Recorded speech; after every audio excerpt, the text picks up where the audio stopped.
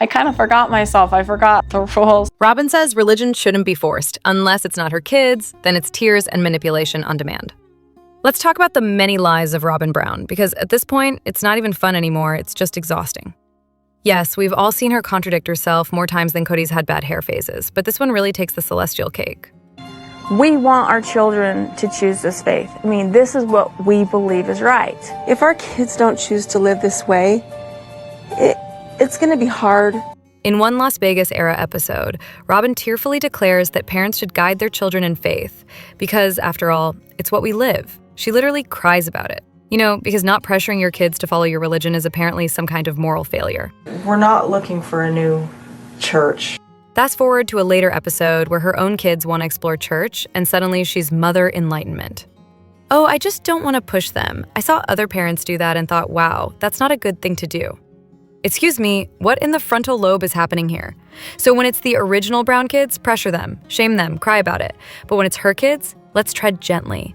Let's respect their spiritual journey. One standard for the step kids, another for the golden biologics. Classic Robyn. Love should be multiplied, not divided. And while we're on the topic of hypocrisy, let's take a moment to appreciate the fake piety of Mr. and Mrs. Love should be multiplied, not divided. Remember when Cody admitted, on national TV no less, that he lied to his wives about being chaste before marriage?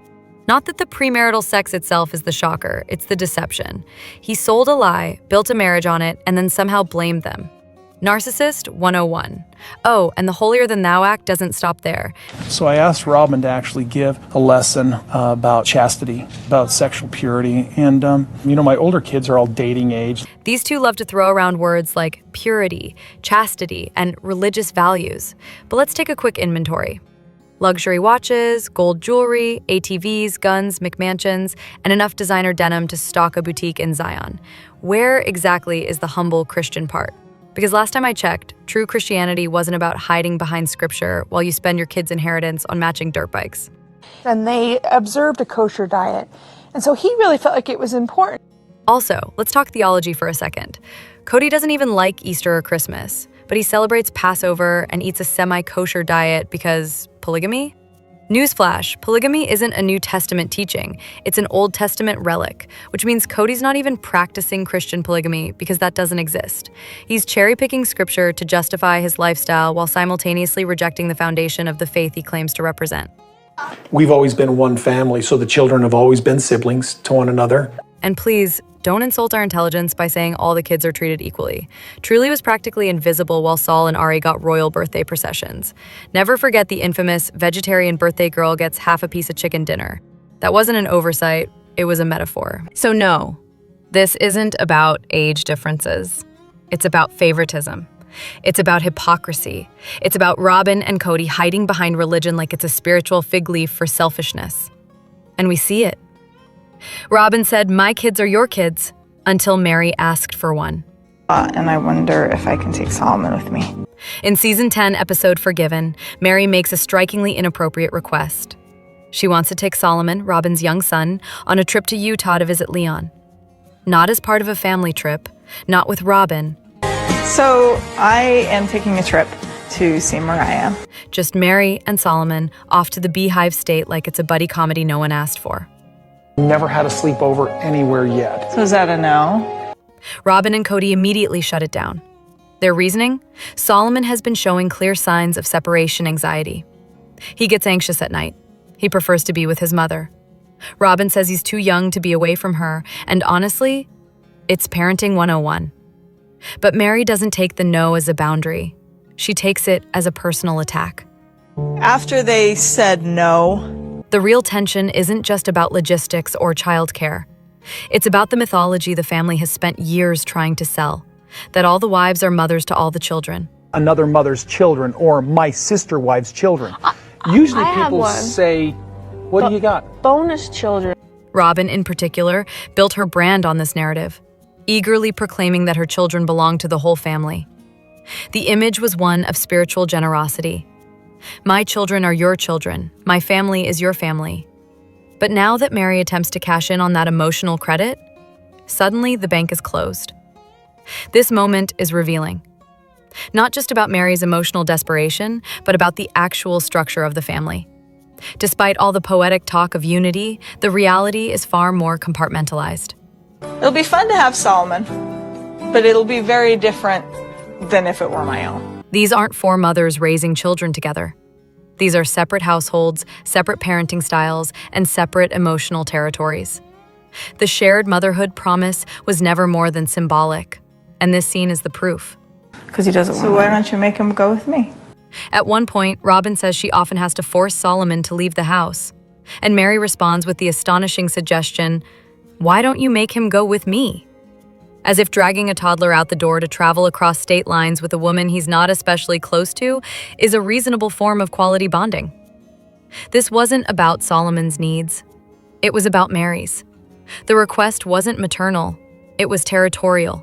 A last-ditch effort to reclaim some piece of relevance in a family where she increasingly holds none.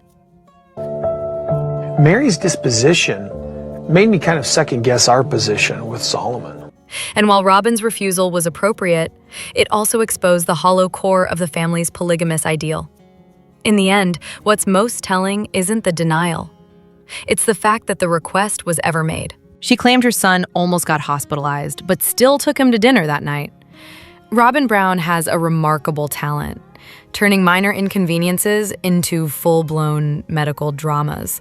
Take, for example, her breathless retelling of Soul's RSV scare. RSV is a virus that you basically can suffocate to death.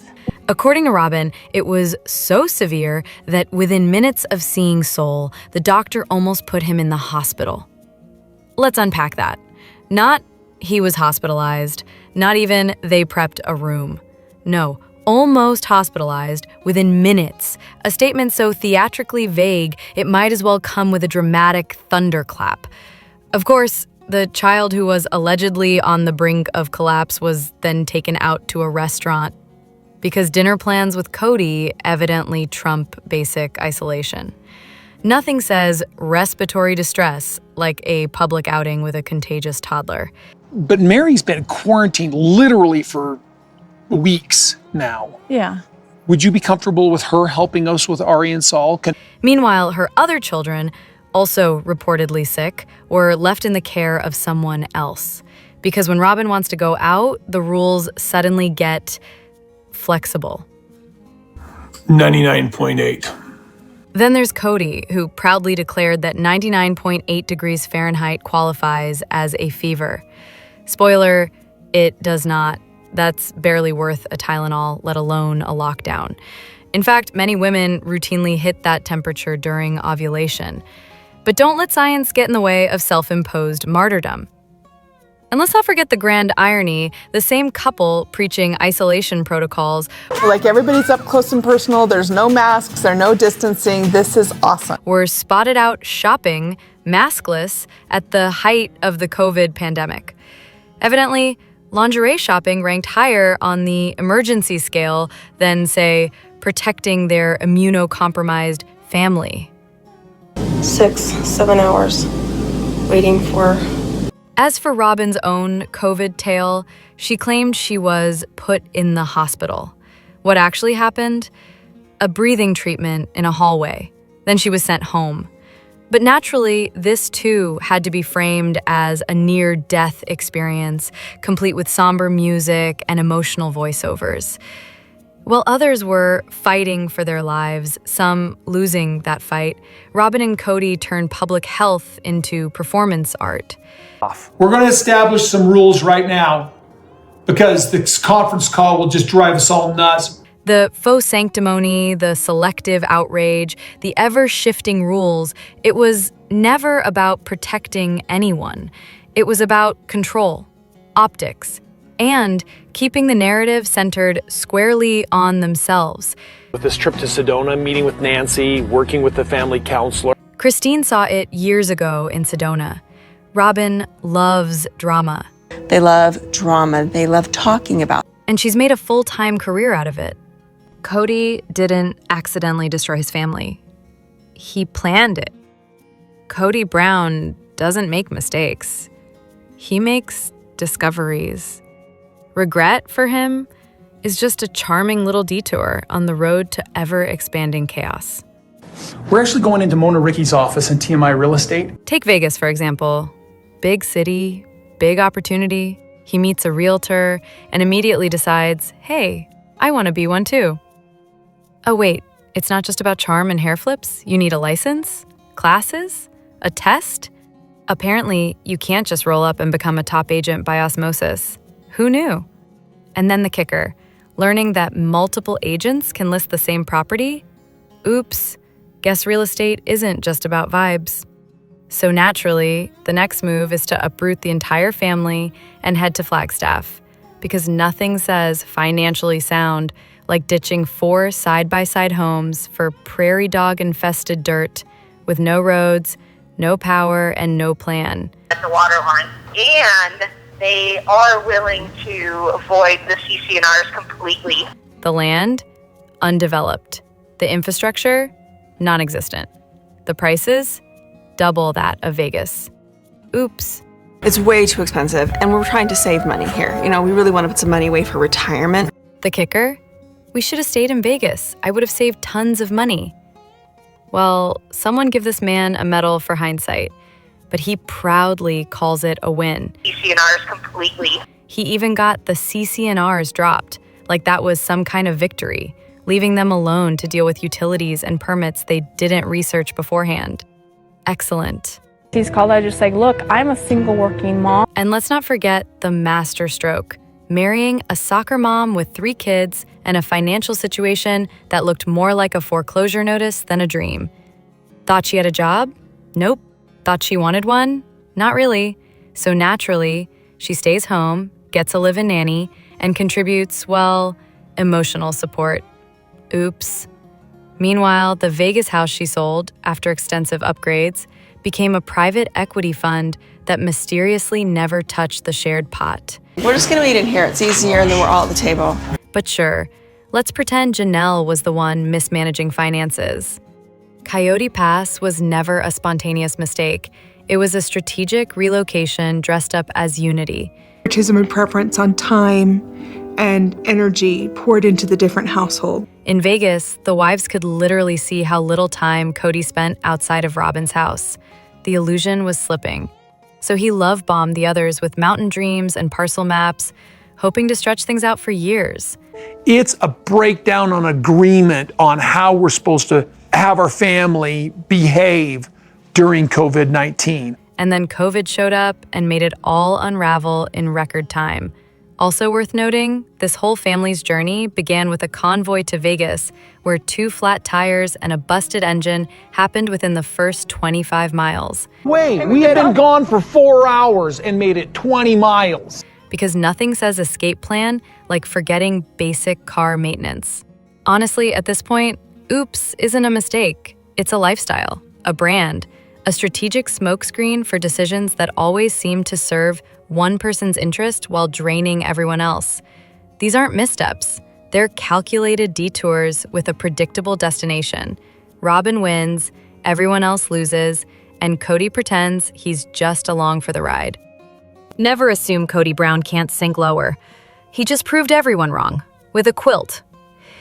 In Season 19, Episode 16, in a move that somehow manages to be both petty and performative, For mine and Cody's 10th anniversary, I made him a quilt. He's like, do you have those t-shirts? I'm like, yeah, on that quilt. Cody Brown asks Mary to return a sentimental quilt she had been making from his old t-shirts.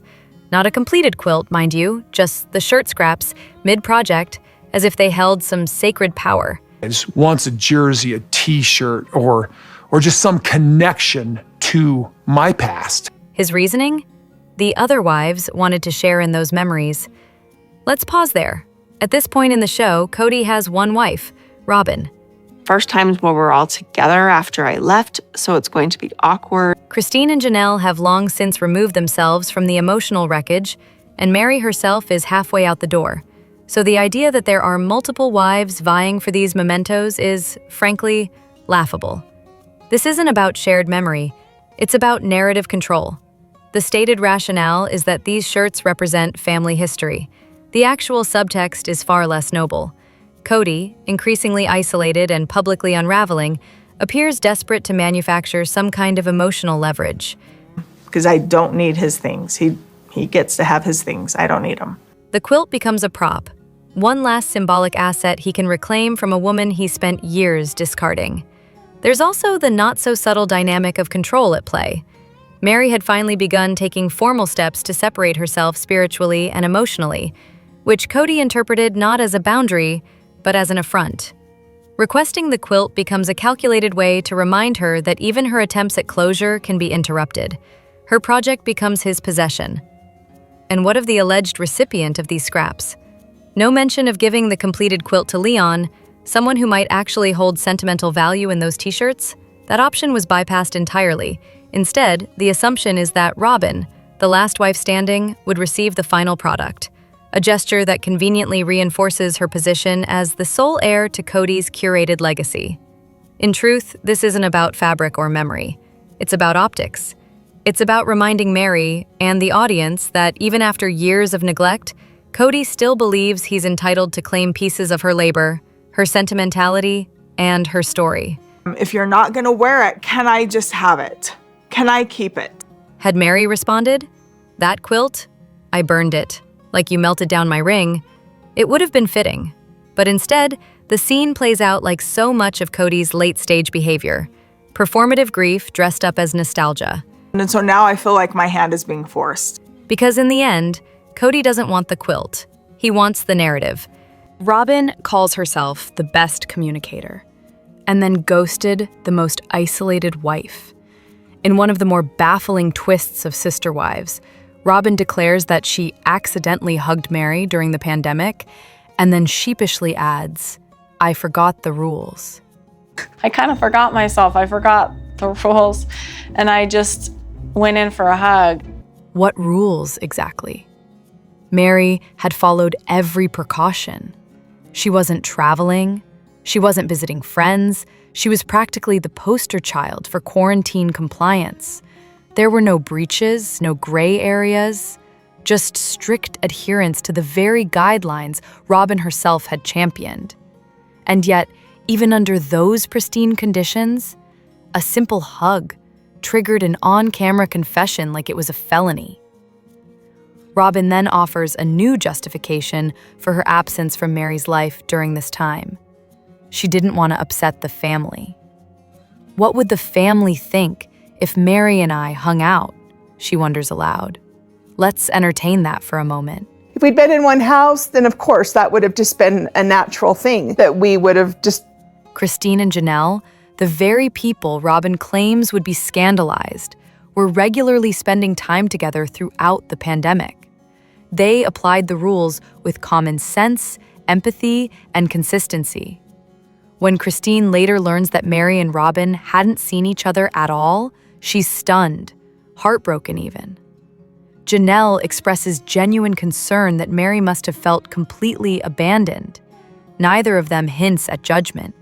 On the contrary, their reactions reveal disappointment toward Robyn for allowing Mary to be so thoroughly isolated. Like, not have Cody even come. Because if for some reason we ended up infected... This isn't about fear of family backlash. It's about control.